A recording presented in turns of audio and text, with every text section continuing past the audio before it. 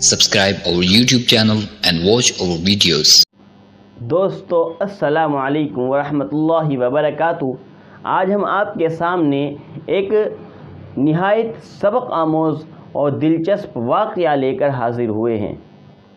واقعہ یہ ہے کہ حضرت عبداللہ ابن مبارک ایک مرتبہ حج بیت اللہ سے فراغت کے بعد، طواف وغیرہ سے فراغت کے بعد بیت اللہ کے اندر سو گئے تو عبداللہ ابن مبارک نے خواب میں دیکھا کہ دو فرشتے آپس میں باتیں کر رہے ہیں۔ تو ان میں سے ایک فرشتہ دوسرے فرشتے سے پوچھتا ہے کہ اس سال کتنے لوگ حج کے اندر شریک ہوئے؟ اس سال کتنے لوگ حج کے اندر شریک ہوئے؟ تو دوسرا فرشتہ جواب دیتا ہے کہ اس سال 6 لاکھ لوگوں نے حج کا فریضہ سر انجام دیا ہے۔ تو جو پہلا فرشتہ ہوتا ہے وہ دوسرے فرشتے سے پوچھتا ہے کہ کتنے لوگوں کا حج قبول ہوا ہے؟ تو دوسرا فرشتہ کہتا ہے کہ 6 لاکھ میں سے ایک بھی آدمی کا، ایک بھی فرد کا حج قبول نہیں ہوا ہے۔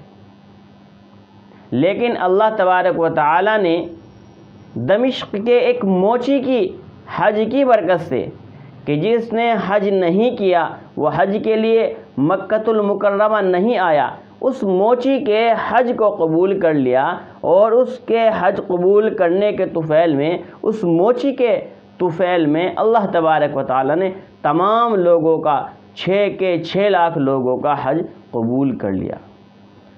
عبداللہ ابن مبارک جب نیند سے بیدار ہوئے تو ان کو بڑا تعجب ہوا کہ ایک ایسا شخص جو اپنے ہنر کے اعتبار سے، اپنے فن کے اعتبار سے موچی ہے اور دمشق کا رہنے والا ہے، وہ حج کے لیے بھی نہیں آیا۔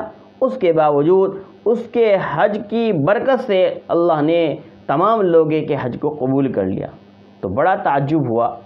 آپ فراغت کے بعد دمشق پہنچ جاتے ہیں اور اس موچی کو تلاش کرنے لگتے ہیں۔ آخر کار وہ موچی انہیں مل جاتا ہے تو آپ عبداللہ ابن مبارک اس موچی سے واقعے کو اور اپنے خواب کو بیان کرتے ہیں کہ میں نے ایسا ایسا دیکھا ہے، اور تمہارے حج کی برکت سے اللہ نے تمام لوگوں کے حج کو قبول کر لیا ہے۔ تو ایسا تم نے کیا عمل سر انجام دیا کہ جس کی برکت سے، جس کی وجہ سے اللہ نے 6 لاکھ لوگوں کے حج کو قبول کر لیا؟ تو موچی نے اپنا واقعہ کچھ اس طرح سنایا کہ میرے دل کے اندر حج کرنے کی بڑی تمنا تھی کہ میں حج کروں، اللہ کے گھر کو دیکھوں اور اللہ کے گھر کا طواف کروں، اور اسی نیت سے، اسی مقصد سے میں نے 300 درہم جمع بھی کر لیے تھے۔ اسی درمیان میں ایک دن پڑوسی کے گھر سے کھانے کی خوشبو آئی تو میری بیوی نے کہا کہ آپ بھی اپنے پڑوسی کے یہاں چلے جائیں اور ان سے کچھ کھانا مانگ کر لے آئیں تاکہ ہم بھی اس کو کھا لیں۔ چنانچہ یہ موچی اور یہ آدمی اپنے پڑوسی کے گھر میں جاتا ہے اور ان سے کھانا طلب کرتا ہے کہ جو کھانا آپ نے آج بنایا ہے اس میں سے کچھ ہمیں بھی عنایت کر دیں تاکہ ہم بھی اس کو کھا سکیں۔ تو پڑوسی کہتا ہے کہ یہ کھانا آپ نہیں کھا سکتے، یہ کھانا آپ کے لیے جائز نہیں ہے۔ تو وہ موچی اس سے پوچھتا ہے کہ ہمارے لیے کھانا یہ کیوں صحیح نہیں ہے؟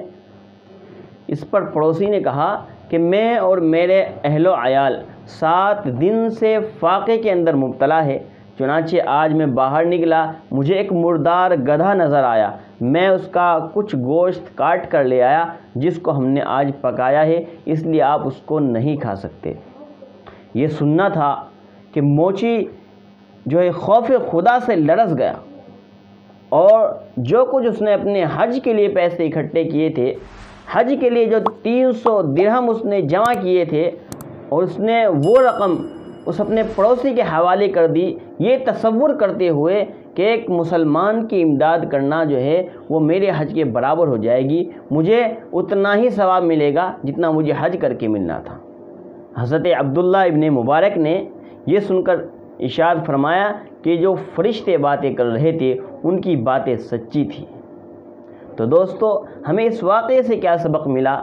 ہمیں اس واقعے سے یہ سبق ملتا ہے کہ ہمیں اپنے پڑوسیوں کا، اپنے رشتہ داروں کا خیال رکھنا چاہیے اور ان کی خبر گیری کرتے رہنا چاہیے کہ کوئی ایسا ضرورت مند تو نہیں کہ جو زبان سے بول کر تو نہیں کہہ رہا لیکن واقعتاً وہ ضرورت مند ہے۔ اگر ایسا کوئی پڑوسی ہمارے پاس میں ہے، ہمارے رشتہ داروں میں ہے، تو ہمیں چاہیے کہ ہم ان کی دل کھول کر مدد کریں تاکہ وہ اچھی زندگی گزار سکیں۔ اللہ تعالیٰ مجھے بھی اور آپ سبھی حضرات کو عمل کی توفیق عطا فرمائے۔